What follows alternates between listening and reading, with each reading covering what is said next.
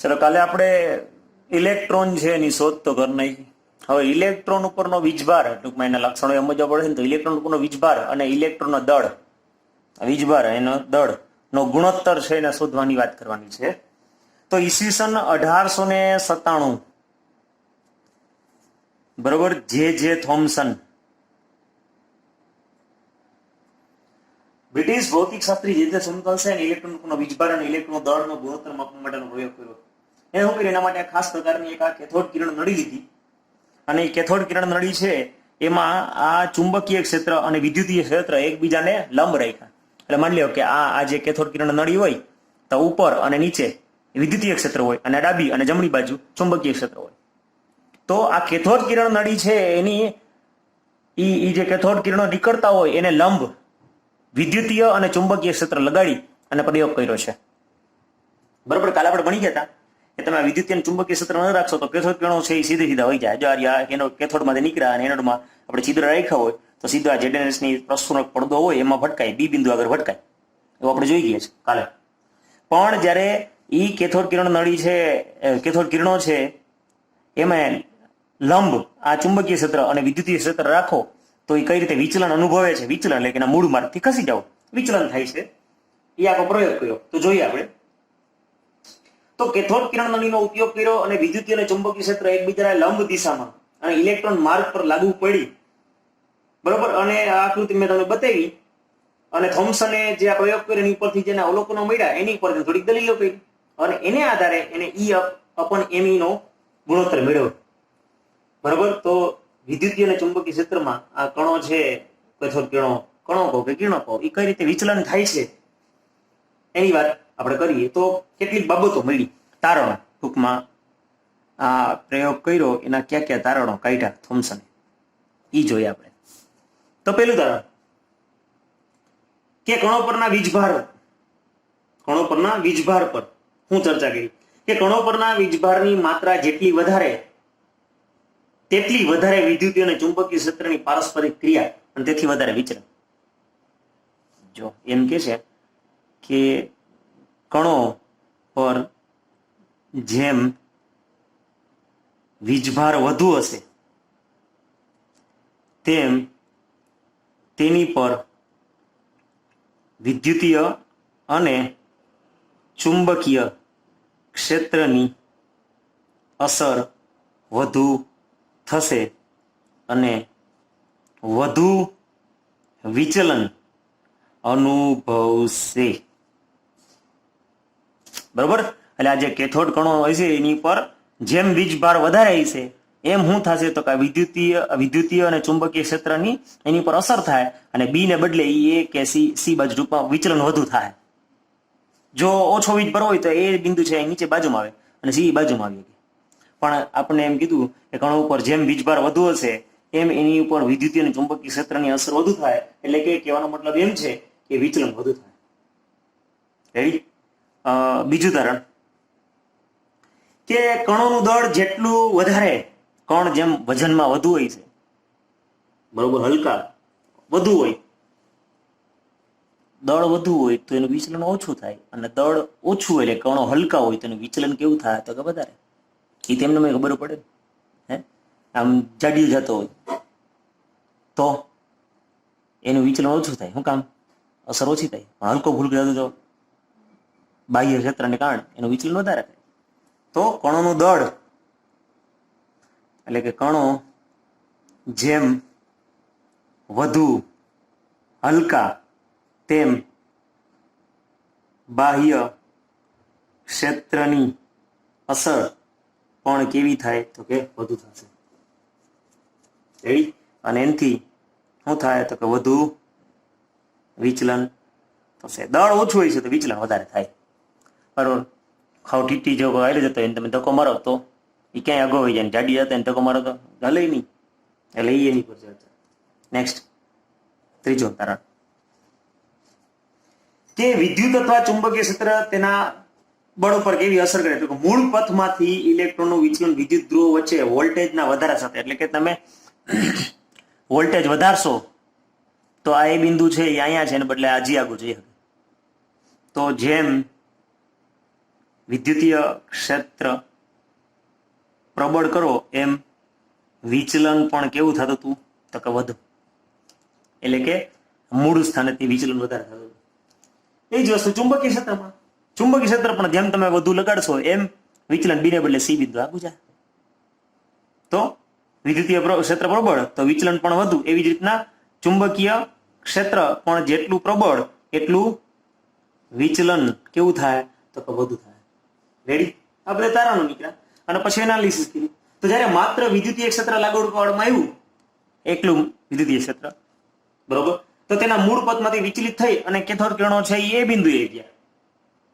એ જ પ્રમાણે માત્ર ચુંબકીય ક્ષેત્ર આ ન હોય, એકલા વિદ્યુતીય હોય તો એ બિંદુ જાય, એકલા ચુંબકીય હોય તો સી બિંદુ આવે. રેડી? તો આમ ટૂંકમાં એકને કારણે ઉપર જાય ને એકને કારણે નીચે જાય. તો એવું એડજસ્ટમેન્ટ કરો, એવા વિદ્યુતીય ક્ષેત્ર લગાડો ને એવું ચુંબકીય ક્ષેત્ર લગાડો કે બેયની હાજરી હોય ને છતાં બી બિંદુ ગયા. બરોબર? તો આમ સંતુલિત કરી અને હાજરી હોય છતાં વિચલન ન થાય એમ પણ કહી શકીએ આપણે. એકલો વિદ્યુતીય ક્ષેત્ર તો એ બિંદુ આગળ, એકલું ચુંબકીય ક્ષેત્ર તો સી બિંદુ આગળ. હવે તમે બે બળોને એવી રીતના સંતુલિત કરો કે બાહ્ય ક્ષેત્રની હાજરી હોય છતાં બી બિંદુ એટલે કે વિચલન ન અનુભવે.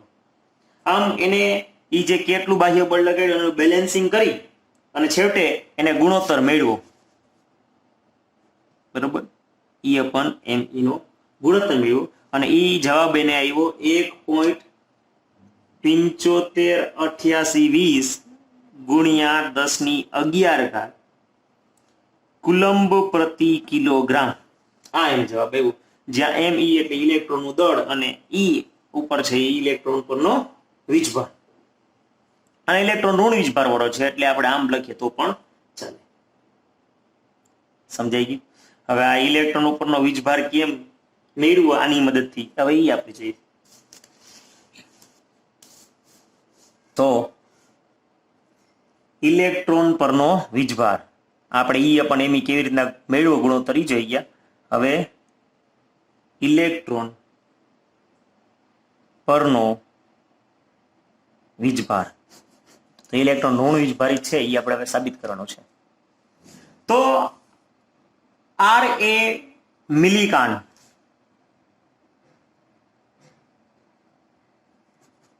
આ R એ મિલિકાનનો ઇલેક્ટ્રોનનો વીજભાર નક્કી કરવા માટે એક પદ્ધતિ વિકસાવી. ટૂંકમાં તેલ બિંદુ પ્રયોગ છે, એ ફિઝિક્સમાં આવશે. મેં તમને શું કીધું કે આ પાર્ટ છે ને ફિઝિક્સમાં 12માં રિપીટ થવાનો છે. હવે જો અહીંયા આપણે તેલ બિંદુનો પ્રયોગ છે 4 લીટીમાં ભણશું, ત્યાં આખો પેજ આવશે. આ ગુણોત્તરને એમને ડાયરેક્ટ લીધું, અહીંયા આપણે ડિટેલમાં ભણ્યા. ટૂંકમાં બે એકબીજાને સપોર્ટ કરતા આ પાઠ છે. આ પાઠ આવડતો એટલે એ પાઠ એમને આવડી જાય, એટલે આ પાઠ ઉપર ખાસ ધ્યાન દેજો. બહુ આઈએમપી પાઠ છે. બરોબર? તેલ બિંદુના પ્રયોગની એક પદ્ધતિ વિકસાવી હતી અને એની ઉપરથી એને ઇલેક્ટ્રોન છે એનો વીજભાર મેળવ્યો તો એ -1.6 ગુણ્યા 10⁻19 કુલંબ આવો એને વિદ્યુતભાર મેળવ્યો હતો.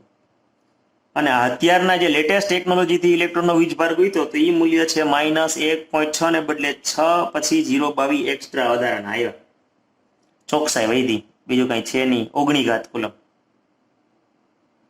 બરોબર? તો આવી રીતના એને ઇલેક્ટ્રોન વીજભાર મેળવ્યો. તો આ ઇલેક્ટ્રોનનો વીજભાર અને આ E/me નો ગુણોત્તર એની મદદથી ઇલેક્ટ્રોનનું દળ ગોતાઈ ગયું.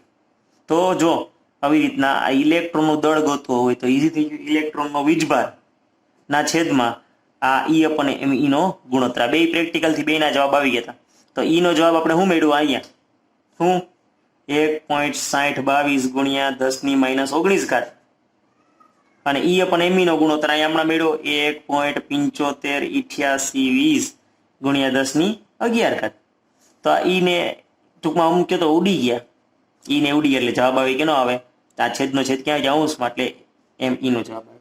તો આવી રીતના 9.1094 ગુણ્યા 10⁻31 કિલોગ્રામ આવું આ ઇલેક્ટ્રોનનું દળે મળી ગયું. રેડી? તો આવી રીતના આ ઇલેક્ટ્રોનની શોધ થઈ. એ પછી પ્રોટોન અને ન્યુટ્રોનની શોધ.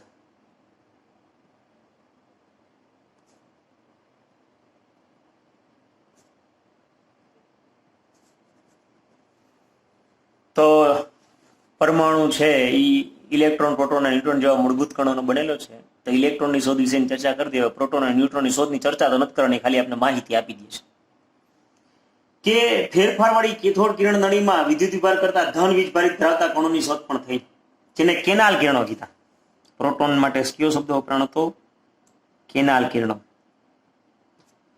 તો એ કેથોડ કિરણની ફેરફારવાળી નળીઓ, હવે નહીં, થોડીક ફેરફારવાળી, આપણે ચર્ચા નથી કરવાની એટલે નથી બોલતા. તો આજે ધન વીજભાર વાળા જે હતા એની લાક્ષણિકતા, આ ધન વીજભાર વાળા કણો કેવા હતા એની લાક્ષણિકતાઓ. તો પેલો મુદ્દો કે કેથોડ કિરણો કરતા વિરુદ્ધ વીજભાર વાળા હતા, કારણ કે કેથોડ કિરણો છે એ જતા ઋણ વીજભાર વાળા હતા. તો કેથોડ કિરણો કરતા વિપરીત ધન વીજભાર વાળા કણો કેથોડ નળીમાં હાજર રહેલા વાયુના સ્વભાવ પર આધાર રાખતા હતા. તો આ જે ધન વીજભાર વાળા કણો હતા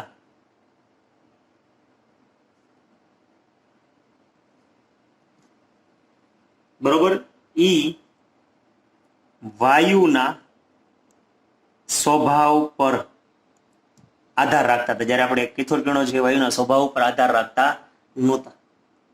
ગમે એ વાયુ ભરો એમાંથી ઇલેક્ટ્રોન તો નીકળે જ, પણ અહીંયા જે ધન કણો નીકળતા હતા ઈ કયો વાયુ ભર્યો એને આધારે અલગ અલગ હતા. રેડી? તો આ માત્ર સાદા ધન વીજભારિત વાયુમય આયનો હતા.